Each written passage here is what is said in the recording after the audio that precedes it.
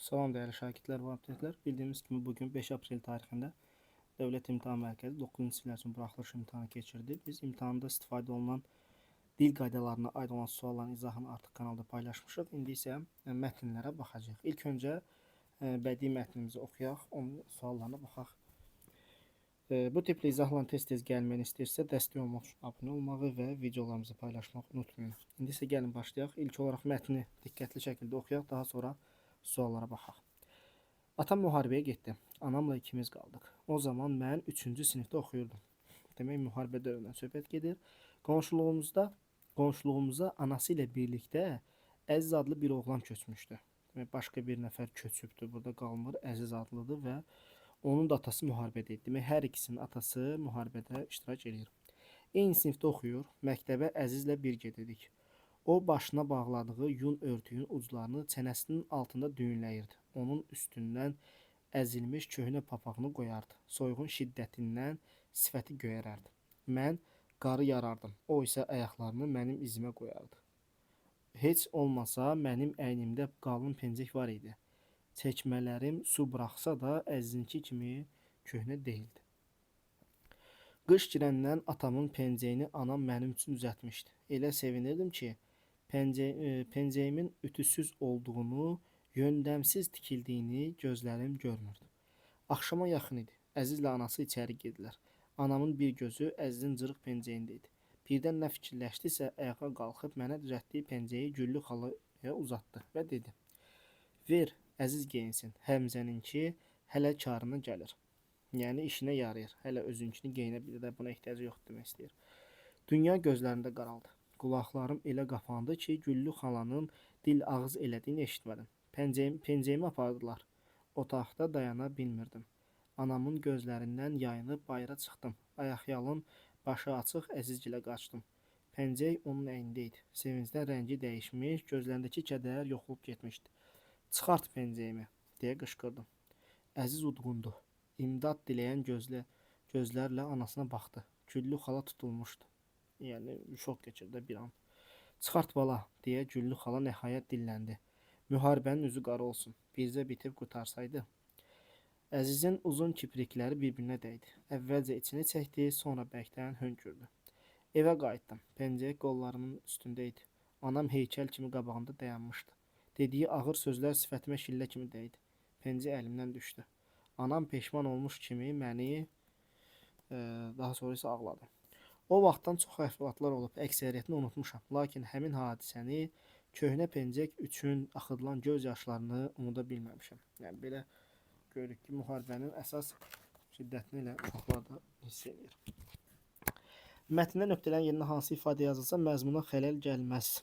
Bağrına bastı. Bax deyir ki, anam peşman. Birinci bunu danlayır, eləmi? Bu elədiyi hərəkət üçün. Daha sonra deyir, anam peşman olmuş kimi. Peşman oldusa, demək onun başından eləməz, eləmi? Bağrına bastı. Demək cavab bu olacaq. Peşman olmuş kimi deyir, məni bağrına bastı, daha sonra isə ağladı. Təngə gətirdi olmaz, gözündən qoydu olmaz, ürəyindən keçirdi, uyğun gəlmir axmağın heç birisi. Hansı fikirlər mətnə aydınlanmayanda hesab edilə bilməz? Gözlənilməz hədiyyə olar. Çünki bu pencəyin Güllü xalaya verilməsi. Məsələn, Güllü xalanın yalvarışı. Belə bir şey yoxdur. Yalvarış yox idi. Qısa müddətli sevinç. Əzizin sevinci. Unudulmaz hadisə, unudulmayan hadisə. Bax deyir, hamısı unudulub, bu unudulmuyor. Həmin bu pencək məsələsi. Səxavətli olmağın mükafatı, belə bir şey yoxdur. Demək, hesab edilə bilməz istədiyi üçün 2 və 5-i götürəcəksən cavab olaraq C variantı. Üzərində rəqəm yazılmış hansı söz verilmiş cümlədə kontekstdəki mənasına işlənmişdir? 4. Külək yeni əkilmiş ağaclar kökündən çıxartdı. Baxaq 4 nədir? Çıxart pencəyimi. Mətndəki kontekstdə deyil, küləyin ağacını çıxartmasından pencəyi çıxartmaq eyni şey deyil, eləmi? Xahişləri nəzərə alaraq qəbul saatlarını uzatdılar. 3-ə baxaq. 3 hardaydı? Xalaya uzatdı. Pencəyi uzatmaqdan qəbul vaxtını uzatmaq eyni şey deyil. Kamal hər kəsin önünə danlandığı üçün bəlkə tutuldu. Tutuldu hardaydı? Güllü xala tutulmuşdu. Bəli, hər ikisi eyni mənada. Yəni bir növ anlıq şoka girmək də belə deyək. Eyni mənanı ifadə edir. Cavab olacaq C variantı.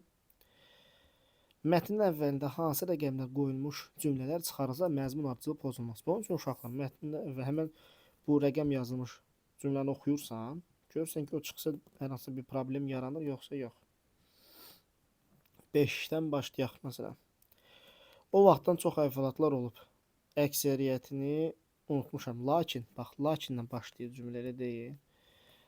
Cümlə lakinlə başlayırsa, bu cümləni mən çıxarda bilmərəm axı. Cümləni çıxartsam bu niyə görə lakin deyə başlayır? 5 olmaz. Səndə nə deyir? Bu xələl pozulmaz deyirsə 5 olan variantları sildin avtomatik olaraq. Eləmi? 4-ə baxaq. Pencəyimi apardılar. Otaqda dayana bilmirdim. Ayaqyalın, başı açıq, əzgili qaçdım. Görsən heç bir problem yaramır. Mən 4-cü cümləni oxumadım. Heç bir sıxıntı yaramadı. Məzmun ardıcılı pozulmadı. Demək 4 olar cavab. 2-3 də getdi. Qaldı ya 3-4 ya 1-4. 3-ə baxaq. Ver, əziz gençsin. Həmzə bax. Dedi. Dedidən sonra qoşa nöqtə qoy. Mən bu kitabı, yəni kitab deyəcəm, adamın nitqini necə cümlədən çıxarda bilərəm? Deyil. Güllü xalaya uzatdı dedi. Dünya gözlərində qaraldı. Belə şey olmaz axı. Sən bu cümlə qəti şəkildə çıxardanmazsan, 3 də getdi, ona cavab 1-4 olur. Bir baxaq. Heç olmasa mənim əyimdə qalın pencək var idi. Bax, mən qarı yarardım, o isə ayaqyalın mənim izimi qoyardı. Çəkmələrim su buraxsa da əzinki kimi köhnə deyildi. Heç bir problem yaranmır gördüyün kimi çıxaranda. Mətndə çərçivəyə daxilində verilmiş ifadənin şərhi ilə bağlı doğru fikir. Karına gəlmək işinə yarayır dedik. Məcazi mənada da işinə yaramaq mənasına cavab ya variantı. Əziz və Həmzə üçün ortaq cəhətlər. Anası tərəfindən məzəmmətlənmək, demək, yaxının müharibədə olması hər ikisində var, eləmi? Həm yaşıddılar, bu da qeyd olunur. Demək, 4-də götürdüm, eləmi? Bu getdi, peşman olmaq. Yaxının müharibədə olması, hər ikisinin atası müharibədə idi, həm yaşlı olmaq, bir sinifdə oxuyurduq demişdi də. 2 və 4. Başqasının gözyaşlarına səbəb olmaq. O Əzizə aiddə, yoxsa yox, Həmzə idi. Başqası anası ağladı da. 43. Mətn əsasında cədvəldəki uyğun fikirləri müəyyən edək. Əziz və Həmzə müharibənin gətirdiyi məhrumiyyətlərlə üzləşirlər, hər ikisi doğrudur. Həmzə anasının etirazına baxmayaraq pencəyi Əzizdən geri almaq üçün onların evinə getdi. Anasından xəbərsiz idi. Burada nə deyir? Anamdan xəbərsiz qaçdım deyir də, elə deyil. Bax. Anamın gözlərinə yayınıb. Demək, 2-ni çıxdıq. Yanlış fikir istəyir. Həmzə onun üçün alınmış pencə alınmaq nədir? Müharibə dövrüdür, nə alınması? Hazırlanıb özü düzəltdiyi deyir. Elə deyil. Bax, deyir ki, anamın mənim üçün düzəltdiyi, mənə düzəltdiyi, görürsən, alınmış deyil. Demək, 3-dür cavab. 1-3 cavab nə olacaq deyə variant. Əziz gelin güzəranlarının Həmzə gilə müqayisə daha ağır olduğunu təxmin etmək olar. Doğrudur. Deyir axı ki, mənim heç olmasa qalın pencəyim var idi. Özü deyir uşaq burada. Bax, deyir ki, heç olmasa mənim əyimdə qalın pencək var idi. Çəkmələrini su buraxsa da əzinki kimi köhnə deyil. Bu cümlədən bunu ehtimal edə bilərik. Doğrudur, yəni 4-də getdim. Mətnin tərkib hissələri bağlı yanlış fikri müəyyən edin. Mətnin hər üst tərkib hissəsində fikirlər ardılıq gözlənilmişdir. Mətnin hər 3 tərkib hissəsində fikirlərin ardıcılığı gözlənilmişdir. Düzdür. Yanlış fikir istəyirsən bax. Nəticə hissəsinə əsasən bəzi hadisələrin insan zehnində həkk olunduğu qənaətə gəlmək olar. Düzdür. Deyir ki, hamısı unudulsa da bu ki, pencək məsələsi unudulmur. Həmzənin anasının baş verən hadisəyə münasibəti əsas hissədə öz əksini tapmışdır. Düzdür. Çıxart köynəyi. Giriş hissəyə əsasən uşaqların ataları haqqında ilkin məlumat əldə etmək olar. Hər ikisi müharibədə olduğu. Hadisənin müharibə dövründə baş verməsini yalnız giriş hissəsində müəyyən etmək olar. Xeyr. Bax, deyir ki, müharibənin özü qarı olsun. Görürsən? Əsas hissədə də qeyd olunur bu. Demək, cavabın olacaq Y variantı. Ümumiyyətlə, bu yalnız, ancaq bu sözlə görəndə diqqət eləmək lazımdır həmin variantlara. Çox vaxt elə cavab orada gizlənir.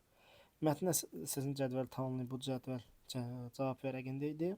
Müharibənin yükü böyüklərin çiynində, ağrısı uşaqların qəlbindədir. Biz burada şeydən görə bilirik. Həmin bu pencək hadisəsini və yaxud da ki, bax, burada deyirik. Bax, bu məsələlər. Buradan biz böyüklər qədər uşaqların da müharibədən əziyyət çəkdiyini görə bilirik. Belə uşaqlar. Bədii mətnin izahını yekunlaşdırdıq. İndi publistik mətnə keçəcəyik. Bu tipli izahların tez-tez gəlməni istəyirsə, dəstək olmaq üçün abunə olmağı və videolarımızı paylaşmağı unutmayın. Sağ olun, növbəti dərslərdə görüşərik.